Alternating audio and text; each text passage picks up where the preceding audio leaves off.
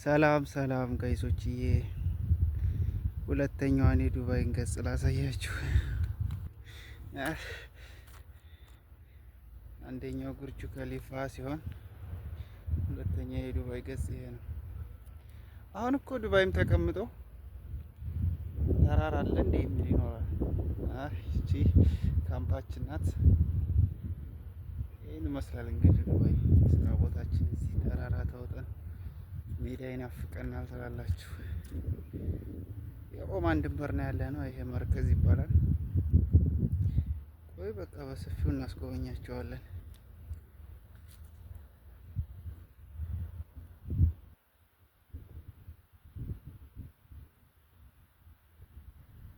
ይኸውልህ እንግዲህ አታሳ ማለት ይሄ ነው። እዚህ ነው በተራራ የተዋጠ ሜዳ የሚናፍቅ ቦታ ላይ ነው ያለ ነው። ይኸው ያ ሳግሮ ትልቁ ተራራ ኦማን ነው። ድንበሩን ሰፊ እናሳያቸዋለን ማለት ነው በቅርቡ።